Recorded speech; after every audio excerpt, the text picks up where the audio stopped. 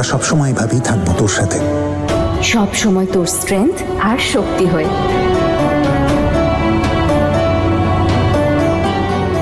I am sorry মাম্মা বাবা, আমি একটু দুর্বল হয়ে পড়েছিলাম, কিন্তু দিদার সাথে কথা বলে না সব শক্তি ফিরে পেয়েছি আমি।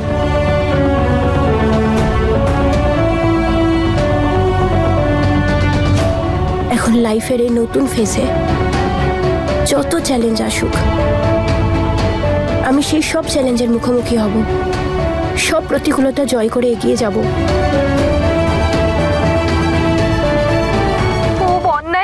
নূর, তোমার সাথে খুব অন্যায় হয়েছে। এত নৃশংস তো কি হয় না যতটা নৃশংস ভাবে তোমার ছবি কেটে দেওয়া হয়েছে খবরের কাগজ থেকে। তুমি জানো কি আনন্দের সাথে আমি ঘুম থেকে উঠেছিলাম যে হ্যাঁ আজ আমার নূরের ছবি কাগজে বেরোবে, কিন্তু খুলে দেখলাম তোমার ছবি তো ছিলই না। কেঁদে কেঁদে আমার অবস্থা খারাপ হয়ে গেল।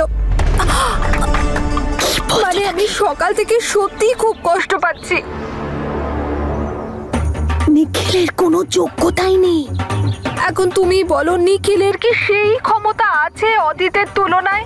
এটা কিন্তু ভুল হচ্ছে তোমার সাথে। তুমি কি ওই বাড়ির বউ নও বলো? নম্রতার সাথে তো জোর করে বিয়েটা হলো, বাধ্য হয়েই ওদের বিয়েটা হয়েছে, কিন্তু তাই বলে ওদের ছবি শুধু ছাপানো হবে? নূর, তুমি না নিখিলকে একটু বদলানোর চেষ্টা করো, ভুলে যেও না কিন্তু। না হলে এমনটাও তো হতে পারে নম্রতার কাছে তোমাকে সারা জীবন ছোট হয়ে থাকতে হলো। যদি তুমি এখনো না বলো নূর, তাহলে তুমি এখানেও দ্বিতীয় নম্বরেই থাকবে। এটাই সময় নিজের জায়গা তৈরি করে নেওয়ার। ফার্স্ট নাকি সেকেন্ড? এখানে বাড়িতেও তুমি সেকেন্ড নাম্বারেই ছিলে, ফার্স্ট নাম্বারে নম্রতা ছিল, আর ওখানেও ফার্স্ট নাম্বারে নম্রতাই চলে এলো। তুমি কি চাও সারা জীবন তুমি সেকেন্ড নাম্বারেই থাকবে? ফার্স্ট নাম্বারে আসতে চাও না তুমি? এই সত্যি খুব খারাপ লাগছে তোমার জন্য। যদি কিছু বলার থাকে নূর, তুমি কিন্তু আমাকে যখন খুশি ফোন করতে পারো। তুমি বললে তো আমি দৌড়ে দৌড়ে চলে যাব। চুপ করো শ্যালি, যখন দরকার তখন কথা বলো না, যখন বলতে থাকো তখন থামোই না। এই সব শোনার পর তো নূর এবার আমার কাছেই আসবে, কারণ আর ওর কাছে কোনো অপশনই নেই। এবারও বুঝতে পেরেই যাবে যে অদিত হলো ঢোল আর নিখিল হলো ঝুনঝুনি।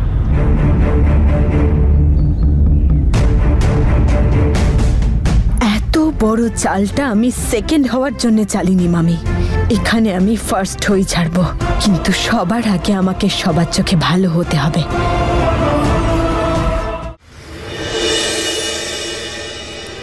আরে নূর, তুমি কিচেনে কি করছো মা? মা, আমি সবার জন্য আজকে ডিনার বানাবো। কোনো দরকার নেই বাবু, লোক আছে তো। আচ্ছা মা, এটা কি আমার বাড়ি নয়? আমি আজকে সবার জন্য কিছু না কিছু বানাবোই, ব্যাস। How sweet. হ্যাঁ আন্টি, নূর একদম ঠিক কথা বলছে। রান্না আজ আমরা দুজন মিলে করব। খাবার বানাতে এসেছে নাকি নাম্বার পেতে? সবার পছন্দ আলাদা আলাদা, পারবে তো তোমরা? হ্যাঁ শোনো, নিখিলের তো কন্টিনেন্টাল পছন্দ আর অদিতের ইন্ডিয়ান। হ্যাঁ আমি সেটা জানি, সেই জন্যই আমি ভাবছিলাম আমি পাস্তা আর মাশরুম স্যুপ বানাবো। লাভলি। আন্টি আসলে আমি সব ইন্ডিয়ান খাবারই রান্না করতে পারি, ডোন্ট ওয়ারি, আমি রান্না করে নেব। তুমি না বানিও মালাই কোফতা, আলুর দম, ঘুগনি আর আনারসের চাটনি, পারবে তো? হ্যাঁ। নাও রিপোর্টার ম্যাডাম, শুরু করে দাও, দেখি রিপোর্ট তাড়াতাড়ি হয় না নাকি রান্না। নীরু, সরি বৌদি।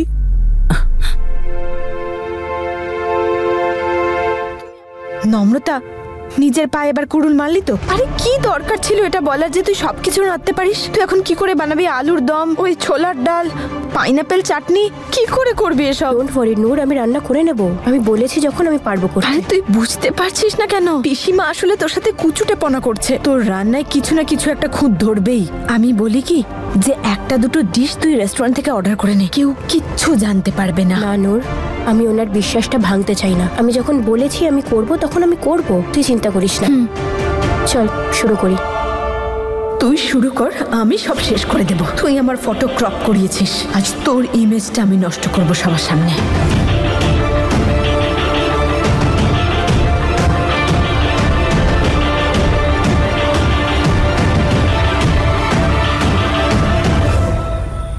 দাদা, খাবারটা খেয়ে নে। ইচ্ছে করছে না। আরে তোর ফেভারিট খাবার বানিয়েছি। মল্লিকা, বললাম তো ইচ্ছে করছে না। কতদিন না খেয়ে থাকবি তুই? আমি তোকে নিজের হাতে খাইয়ে দেবো আর তুই তখন বলবি যে আমি বাচ্চা নই, আমি খাবো না। একটু বললাম খেয়ে তো নে। ইচ্ছে করছে না।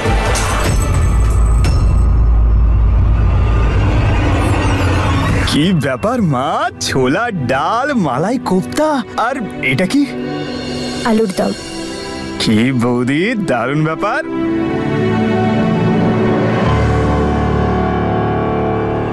আরে তুমি কেন বসলে? খাবারটাকে সার্ভ করবে। আমাদের পরিবারে নিয়ম আছে যে নতুন বউ প্রথম দিন সবাইকে খাবার পরিবেশন করবে। ঠিক আছে, আমি করে দিচ্ছি। আরে না, এটা বড় বউয়ের কাছে, তুমি বসো। তুমি বসে পড়ো নূর, নম্রতা সার্ভ করে দেবে। কোনো ব্যাপার না বৌদি, ছোটরা বড়দের সঙ্গে সার্ভ করে হেল্প তো করতে পারে। নূর, আমরা নিজেরাই সার্ভ করে নেব।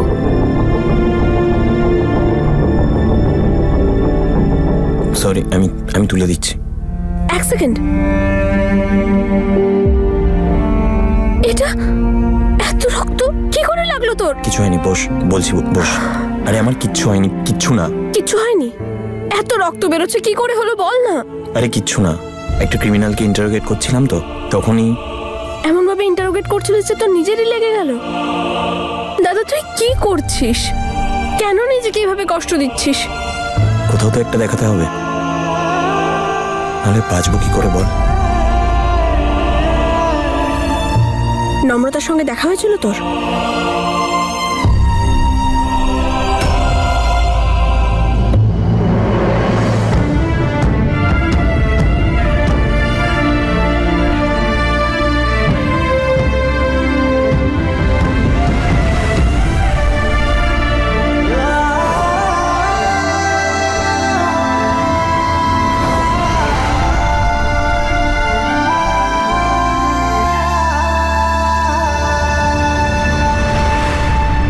একটা ইম্পর্টেন্ট মিটিং রয়েছে, আমি বেরোচ্ছি, তোমরা খাও। আমি ফর্মালিটির জন্য একটু টেস্ট করছি। নিয়ম রক্ষার্থে আরেকটা কাজও করে দাও। দুই বৌমাই প্রথমবার খাবার বানিয়েছে, তুমি খাবারগুলো মুখে দাও, তারপর ওদেরকে আশীর্বাদ করো।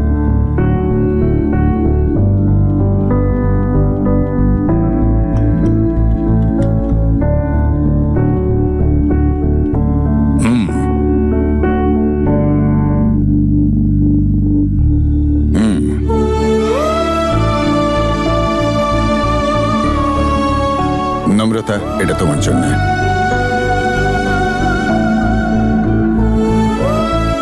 আর নূর, এটা তোমার জন্য। থাক থাক থাক থাক থাক, ব্যাস ব্যাস, প্রণাম করতে হবে না, বেঁচে থাকো।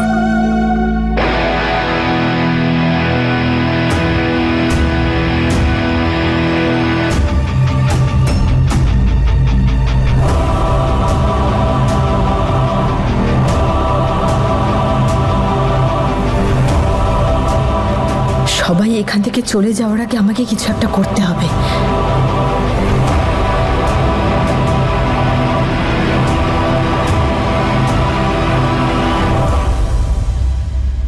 নম্রতা, সবাইকে মালাই কোফতা সার্ভ করে দে।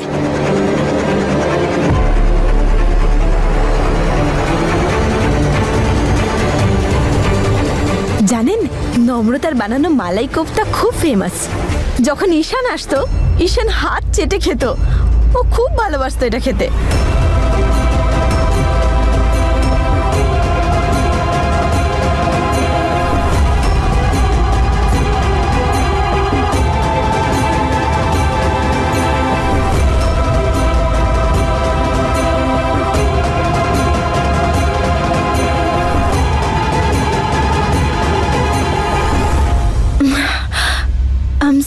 আই এম সরি, আমার ঈশানের নাম নেওয়া উচিত হয়নি, তাই না?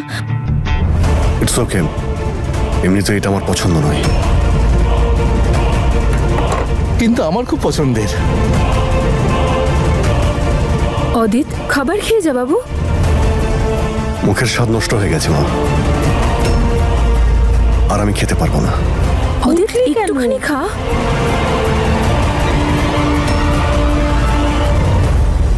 ভুলে জানা ওকে। তুই এমন ভাবে প্রিটেন্ড করছিস ও আমাদের জন্য এক্সিস্টই করে না। আমিও তো সেটাই করছি, বল। তুই করে করবো বল? ওদের আমি চোখের সামনে দেখতে পেয়েছি, তুই থাকলে দেখতে পেতিস কি করে একে অপরের সাইড নিচ্ছিল। নিজের সীমার মধ্যে থাকো এসপি। ডোন্ট ফরগেট তুমি আমার ওয়াইফকে নিয়ে কথা বলছো। দেখে মনে হচ্ছিল যেন ওরা কতদিনের পরিচিত। নম্রতা কিভাবে কথা বলছিল জানিস? যেন আমি অপরিচিত কেউ। যদি আমরা রুল ভেঙে থাকি তাহলে আমাদের নামে চালান কাটো, কিন্তু নিজের পাওয়ারের মিস ইউজ করো না এএসপি ঈশান।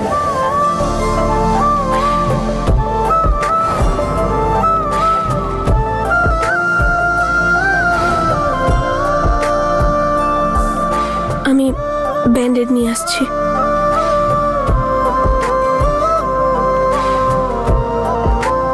তুই কি একা না সাথে কেউ আছে? একজন কলিগ আছে আমার সাথে।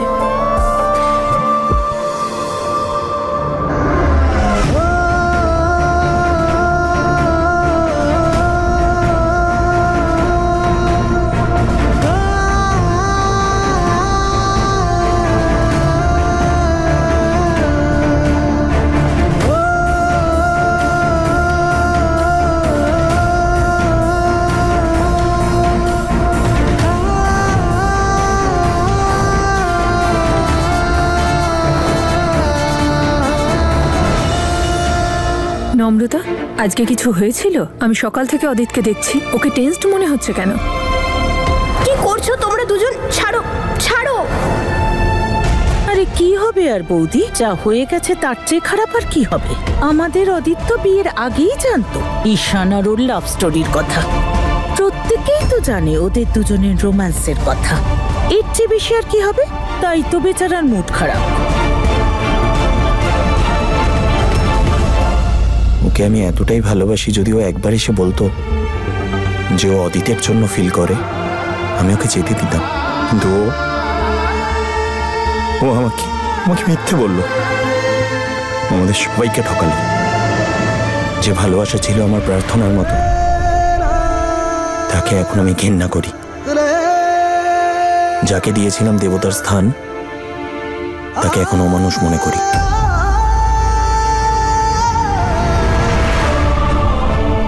আমরা আর কাঁদবো না মল্লিকা, তাদের জন্য তো একদমই কাঁদবো না যাদের জীবনে আমাদের কোনো কদর নেই।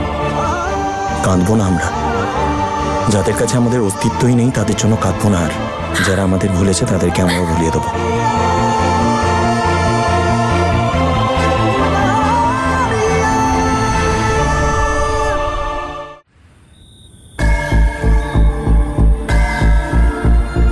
তুমি খাবার না খেয়ে চলে এসেছো।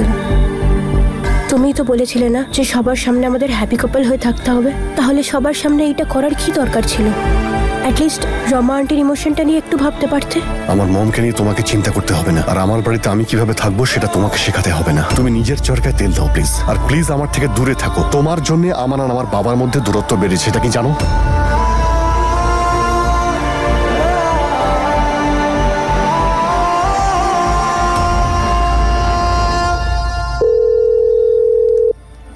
মামি ফোনটা তোলো। শেলি ফোন তুলে কি করবে? ওর দ্বারা কিচ্ছু হবে না।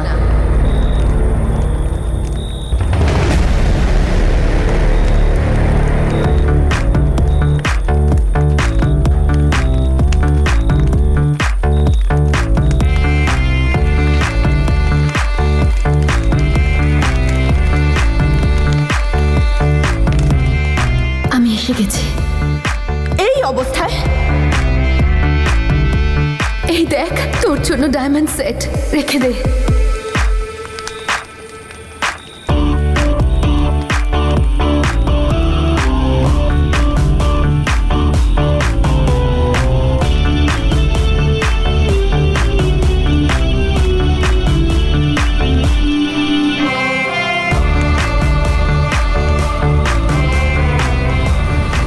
তোমার প্রবলেমটা কি? হ্যাঁ, আরে খেয়ে দে কাজ নেই নাকি? আমি যখন যেখানে যাই তুমি সেখানেই চলে আসো। যে বেকার ছেলেটাকে তুই বিয়ে করেছিস না নূর, তারপর না এতটা অ্যাটিটিউড তোকে একদম স্যুট করছে না।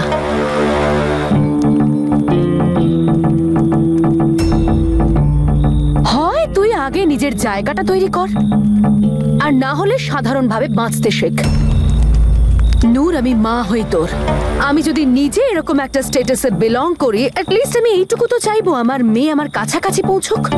কিন্তু আফসোস, যে কুয়োতে তুই ঝাঁপ দিয়েছিস, সেই কুয়োর ব্যাঙ কখনো রূপকথার গল্পের মতো প্রিন্স হয়ে উঠবে না। তুই তোর জীবনের সবচেয়ে বড় ভুলটা করে ফেলেছিস নিখিলকে বিয়ে করে। আর এই কথাটা তুই তোর মাথায় ঢুকিয়ে নে যে যতদিন তুই নিখিলের সাথে আছিস না, সব সময় খবরের কাগজে তোর কাঁধটুকু দেখা যাবে, তাও আবার ক্রপ করে। আর সব সময় আশীর্বাদে তুই নম্রতার থেকে কম গিফট পাবি, I mean low budget gifts. আর তোর হানিমুনের টিকিটস অন্য কেউ কেটে দেবে, তাই না? অবাক হচ্ছিস তো যে আমি এই খবরগুলো কি করে পেলাম? ওফো নূর, আমি তোকে আর কি করে বোঝাবো, কতবার বোঝাবো বলতো যে আমি তোর মা হই, আমি সব জানি। কিন্তু তুই হয়তো এটা বারবার ভুলে যাস যে তোর মা জ্যাসমিন সেন্থু ওরফে জ্যাজ নিজে তো বড় বড় স্বপ্ন দেখে, কিন্তু বাকি সবাইকে চোখের সর্ষে ফুল দেখায়। আমি তোর জন্য অনেক স্বপ্ন দেখেছি, আর যতক্ষণ না সেই স্বপ্নগুলো আমি পূরণ করছি, আমি এখান থেকে কোথাও নড়ছি না। তুই আমার মেয়ে, তোর কাছে আমি কি বা লুকোবো? আমি অনেক চেষ্টা করেছিলাম যে তোর বিয়ে নিখিলের সাথে নয় অদিতের সাথে হোক, কারণ অদিতের কাছে সমস্ত পাওয়ার আছে। আমি চেয়েছিলাম মণ্ডপে তুই অদিতের সাথে বসিস, নিখিলের সাথে নয়। এত সুন্দর একটা প্ল্যান করেছিলাম আমি, কিন্তু আমার সমস্ত প্ল্যান নষ্ট হয়ে গেল তোর আর তোর বোকামির জন্য নূর। কারণ ওই সময় তো তুই শুধু নিখিল আর নিখিলের ভালোবাসা ছাড়া আর কিছু দেখতেই পাচ্ছিলিস না। নূর, একটুখানি তো নিজের বুদ্ধিটা কাজে লাগাবি, একটুখানি। আমার তো মনে হয় তুই কোনোদিনও ফার্স্ট পজিশনে থাকতে চাসিনি।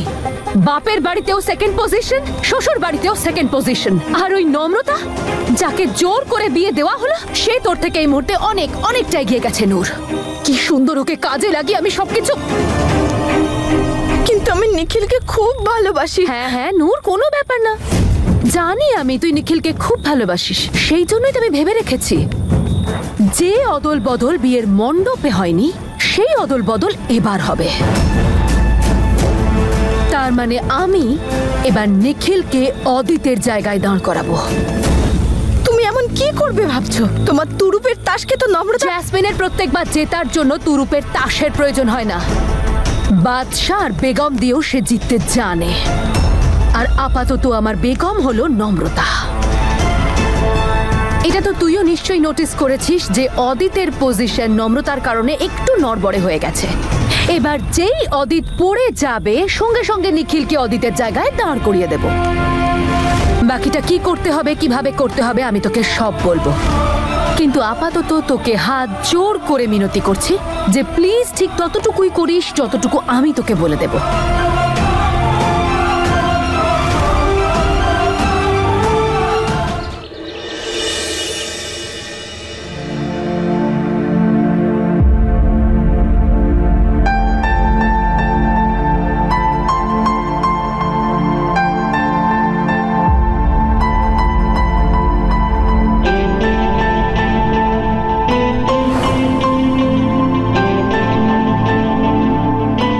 দাম কত?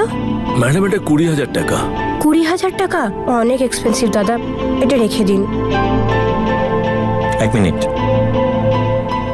দাদা, এটা প্যাক করে দাও। Okay sir. ঈশান, তুই করছিসটা কি? এত এক্সপেন্সিভ একটা জিনিস। আমার ভালোবাসা সেটা এক্সপেন্সিভ না? ঈশান, তুই বুঝতে পারছিস না। দাদা, এখন না এটা বন্ধক রাখলাম।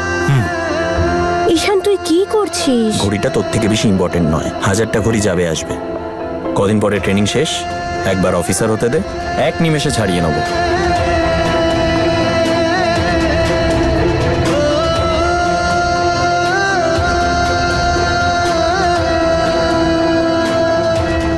যেন নজর না লাগে। কি সুন্দর লাগছে তোকে। তোর এই খুশির জন্য ঘড়ি তো কোন ছাড়, আমি নিজেকেই বন্ধক রেখে দেবো।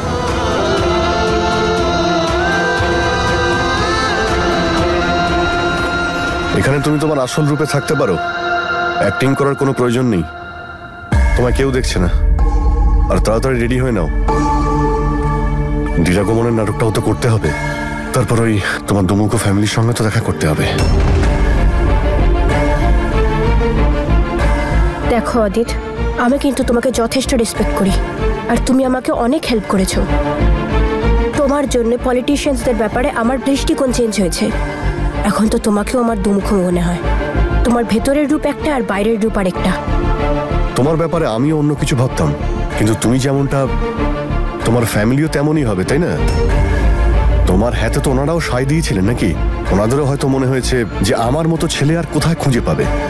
আমি ঈশান নই। আমি তোমায় কিভাবে বোঝাবো যে এটা শুধু আমার ডিসিশন ছিল, আমার পরিবারের এর মধ্যে কোনো হাত নেই? কিন্তু ওনারা তো তোমাকে অন্তত বাধা দিতে পারতেন, কিন্তু না, ওনারাও ভেবেছিলেন ঈশান্ত নম্রতাকে ছেড়ে দিয়েছে, তাই এত বড় বংশের একটা ছেলে আর কবেই বা পাবো। ওনারা তাই হ্যাঁ বলেছেন।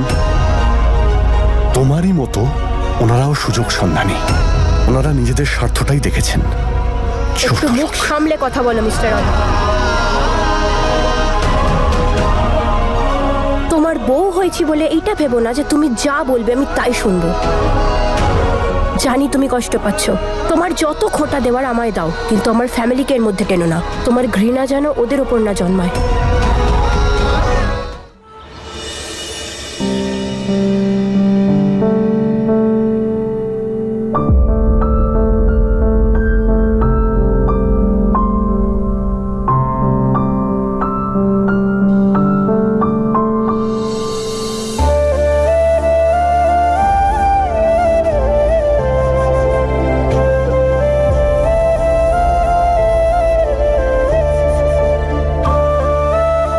সুখী হও। বাবা, তোমার বাবা মা এলেন না? আসলে ড্যাডের একটু কাজ ছিল আর মায়ের শরীরটা একটু খারাপ ছিল। কোনো ব্যাপার না, এসো, তোমরা এসো। এসো নূর, এসো নম্রতা। এসো, এসো, এসো। এসো।